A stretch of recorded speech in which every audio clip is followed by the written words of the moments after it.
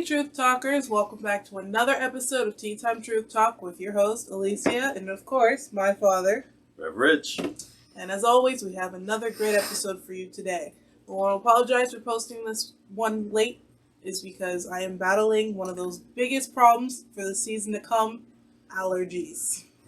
So if I may seem groggy or sound offbeat, is because allergies are kicking my butt, and they won yesterday. So we're fighting, but we're going to get through this. But before we get into our talk today, as always, subscribe, like, share. As always, the message may not be for you, but trust me, today's message should be for everybody.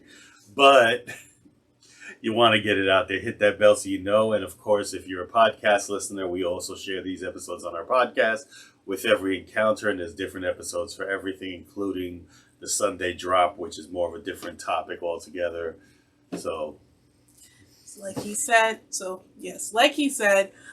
this topic, I have to say, is probably one of the most relatable topics for everybody known to man. So the title for today's topic is Head versus Heart. And if you know, you know. But if you don't, here's the situation. I need help. I need some help. Decisions are hard. But what makes it worse is when your head is fighting with your heart. How do we decide what we want when our head says something, but our heart says something else? Which body part do we decide to choose, or is there a compromise in between? Well, the hard part of that is knowing whether you're really speaking to your mind or your heart. See, we're going to get complicated today. Oh, boy. Oh, boy. Well, all truth be known, our minds are geared to keep us comfortable. Okay? Sometimes it's just the small things like, oh, I'm too tired, oh, I'm too whatever.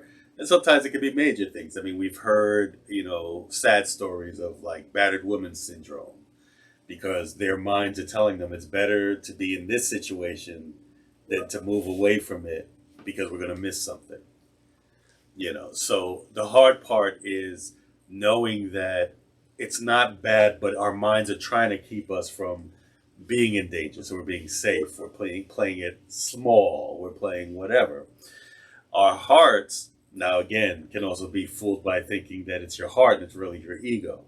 Because, we've heard it all the time. Don't lead by your heart because your heart will always be broken. Well, the only reason your heart's broken is because your ego says you're missing something. Mm-hmm. So you didn't go out. This guy said no. This girl said no. Okay, they just said no. It didn't change your life. It didn't change anything. So again, remember that. A lot of times our mind will play into a place where we think it's our heart because we hear, so-and-so doesn't want to go out with us. So-and-so didn't give me a gift. So-and-so. So our mind keeps playing with us thinking we're talking about heart. They didn't love me. They didn't do this. But it's really your mind trying to keep you comfortable because they know that you'll feel hurt because you missed out. And we all know the term FOMO, which is fear of missing out. Mm-hmm. But in reality, and this came from something that even I had to learn recently, she formed her own federation called the UBFL, and that's Dr. Johnny Coleman. And she wrote a book called Heal Yourself. And in there, she explains that when we talk about your heart, we're actually talking about your subconscious. And I'm like, oh, that makes sense. And why is that? Because your subconscious is think of the subconscious as your computer hard drive. So what happens is the more we tell you stuff, the more you hear stuff, the more you watch media, the more you read social media, you're programming and saving these things to your subconscious. Then your subconscious becomes the filter. So if your subconscious was programmed to know that if I don't look a certain way, or if I don't act a certain way, or if I don't have something, and something comes through that filter, you're going to feel like, oh, this is going to hurt. This is going to be me sad. This is going to be that. So your mind automatically goes into comfort mode. It goes into, well, if we avoid this, we won't feel anything. Or if we don't get this, I'm going to be destroyed. So let me not even try. So, and it happens. I mean, we all, adults do, we do it, up here, at my age, we do it too, where our mind needs to move forward and we don't because we have this fear of something happening or a fear of that if I change this about my life, I'm going to lose out on something. Or if I change something about my life, now I got to deal with something. So we have to roll it back. So technically, at the end of the day, the question you asked is, when do I know head from heart? I said it was going to get complicated. Is how do you feel with it? So there's a book, and again, I know not everybody wants to read, but still. That's why you just watch this episode. It's fine. But you could actually, I think there's a bunch of summaries out there, and it's by Mel Robbins called the 5-second rule.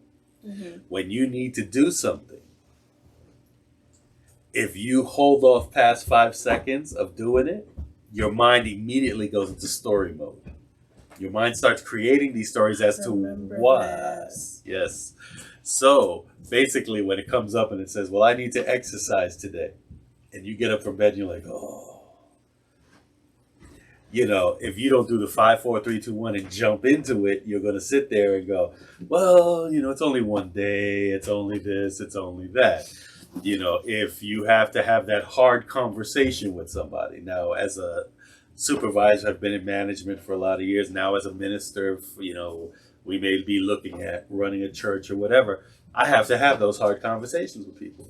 And I've been there. I've had that thing where I've had to have the hard conversation, but my heart, as you say, is like, no. And I realize it's my ego going, I don't want to have the conversation because I'm going to hurt their feelings, or maybe I'm afraid to have it because I don't want to get into an altercation, so forth and so on. So I know when I have to have that hard conversation, in my head, I go, okay, I got to talk to so-and-so about, writing him up or something. And I literally in my mind go 5, 4, 3, 2, 1. Hey, John, I got to speak to you. Because if I don't, my mind starts going into story mode. And I'm sure you've been there where it's like, that you have stuff to do. And you immediately stop yourself. And then you start telling yourself why it's okay not to do it. But it's the same thing with, it could be dating. It could be anything. You can sit there and go, well, this guy asked me out. Well, if I say no, then nobody's ever going to love me. Nobody's ever going to like me. Nobody's going to ever whatever. And these are the stories you're telling yourself. You know what I'm saying? Well, if I don't, if I decide to, I'll use you as an example. If I decide to quit my job, I'm never going to have money again. I'm never going to do this. I'm never going to do that. And yet, we've proven that these things work. Yeah. How many people have come to study with me or listen to my lessons on the spiritual side of things, and it's all this stuff ain't going to work because this church says this or this book says that or whatever, and yet you have seen it just happen over and over and over again. And that's because I had to surrender. No matter what my mind is trying to tell me, I had to reprogram my subconscious mind to say, I know the truth, and I have to move in that truth. Because if I don't, I'm going to tell myself stories, and I'm going to block that truth. Okay. So I think my question, because you just said this got complicated, now my brain got to wrap around all of what you just said. But I think my question would be, okay, so we do the 5, 4, 3, 2, 1, and we do it. So, quick story. I was actually in this dilemma like either last night or the night before. Because when I get paid or when I have a certain amount of money, I usually do take a good chunk of the money, put it aside for savings. And the rest is, another part is for spending, and then there's like money in there just for necessities for anything or whatever. So of course I was doing my little shopping, whatever, with my spending, and then I came across a bag that I really wanted. And it was like, I really wanted it. And I'm not a person who's like, oh, I want to buy 50 million bags or 25 different shirts of the same different color, same shirt. Like, I'm not that person. It's very rare that I really want stuff. But this bag I really wanted. It was really pretty. It had my zodiac sign on it. It was perfect. My problem was it was literally head versus heart. My head was saying you really don't need it, and you could be using that money to save or using that money for something else. But my heart was like, you're also supposed to take care of yourself and supposed to spoil yourself ever so often, because you know if you don't spend that money's going to end up going to spending for the household or whatever, and you set this money for yourself. So push past it and buy it. So I was going back and forth. I literally I asked my parents, I asked my friends. I was like, should I not? So I ended up buying it. But part of me ended up feeling guilty about it. So did I make the right choice in buying it, or did I not make the right choice? Because I felt like maybe I shouldn't have done this. Because then it wasn't even making stories beforehand. I made stories after I did what I did. So like either way, the bag's coming and I'm not returning it, because by then I was like, forget it. But Well, the question always comes back to, and I think this is where it's hard for people, is what was your thought pattern? And not the, I want it, not that whatever, but what was the true thought behind if I don't buy this bag? And the reason I asked that question, and again, I don't know, I'm not in your brain, but I've had people, and I mean, regretfully, I know people who have been in some situations where when you go back to it, and we're talking about serious situations, but if you go back to the day, they had some type of intuitive knowledge that said, don't do this, which led to something else. Not that that something else should have happened, but if they just trusted themselves. So it's the same thing with as simple as a bag. It's like, if you didn't buy the bag, was there an internal feeling of, if I don't buy the bag, I'm never going to have this bag? If I don't buy it now, I'm going to miss out. sort of, kind of. Not gonna lie, sort of, kind of. So that's what I'm saying. It was low in stock. So a lot of times that's where we work from a place of fear, because we're fear of missing out. That's that FOMO, So a lot of times I tell people that. So now that you've purchased it, now your subconscious is now coming out and going, okay, now you purchased it, but did we really need this? Oh, we never need half the stuff. But that's what I'm saying. And there's nothing wrong with spending. As I said, book number 2, The Secrets of the Millionaire Mind by T. Harv Eker. When he has you break up a bunch of accounts or envelopes, whatever you want to use, and basically each account has a different thing. But one of the accounts is what he calls the spend account. Because he says you have to, if you don't, how do I say it? If you don't indulge that need to spend, or you don't indulge, and it can be spent on anything, but you have to have at least, even though, like I said, you have a spending account, a bill account, you have all these accounts put together, you have to have that spend account. And you have to spend it within 30 days, no more than 60 days, if you're saving to do something big. Because of the fact that you want to indulge yourself. You don't want to just sit there and hoard money, But that's the point. So you do still have that want to spend. So at the end of the day, if you bought the pocketbook and you now realize you didn't need it, you could have done something else, well, you fail forward. Next time when you get those feelings, really think about it and say, do I really need this now? You know me, I have a problem spending money on myself. I love spending it on everybody else. I love spending it on doing this stuff, getting our technology together, being able to help people. But I have a problem spending with myself, So at the end of the day, those are my, if I spend it on myself, I'm going to miss out helping somebody. If I spend it on myself, I'm going to. So those are things I have to get through. But at the end of the day, when I do buy for myself, I go through the same stories. I shouldn't have bought it. I shouldn't have done, I could have done this. I could have done that. I'll give you a perfect example. Hopefully your mother doesn't watch the video, but then again,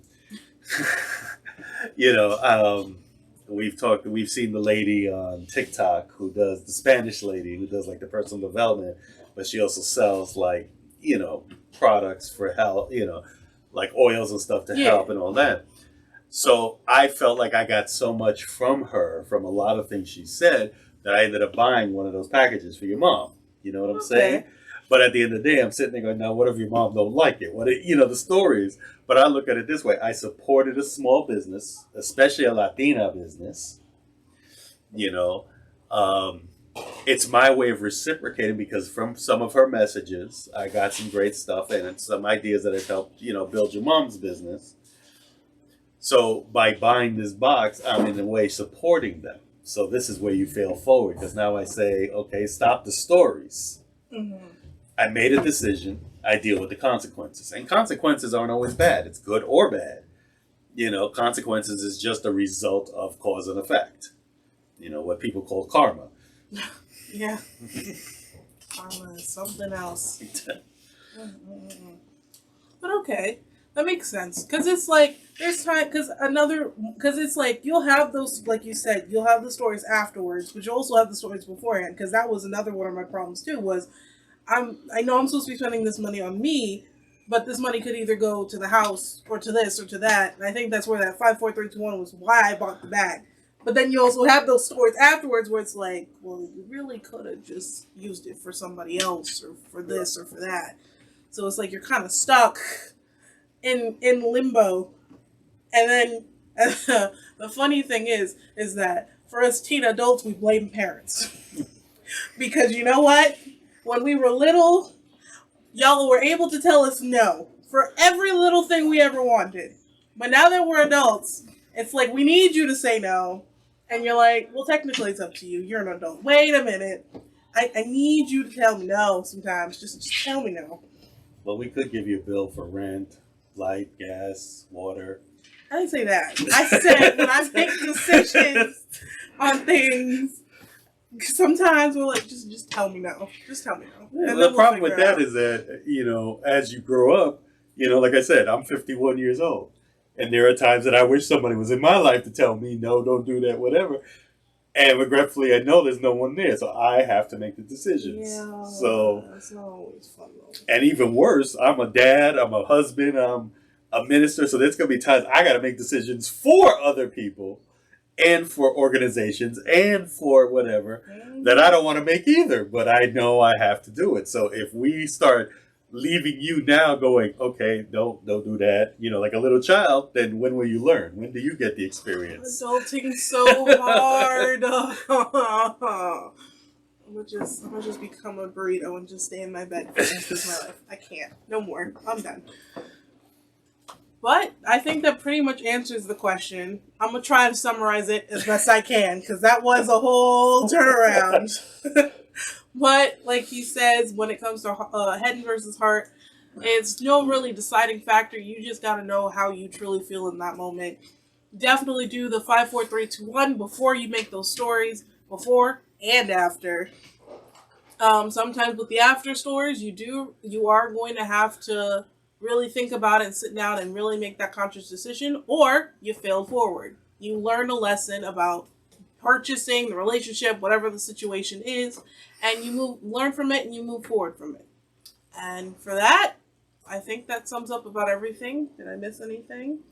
Nope. Trust yourself. I think Very is much. the most at the end of the day is trust yourself. You know what you need to do. There's a little voice, in religion they call it that small still voice. Could be intuition, could be divine inspiration, whatever fancy term you want to give it, universe, whatever fancy term you need to give it to yourself. Mm-hmm. Listen to the small still voice, and you know that when there is no fear behind it, it actually feels right. Just do it and move in faith. And again, faith has no religiosity behind it. It just means that you believe in yourself enough to move forward. And with that being said, we love you. Nothing you can do about it. And we'll see you next time.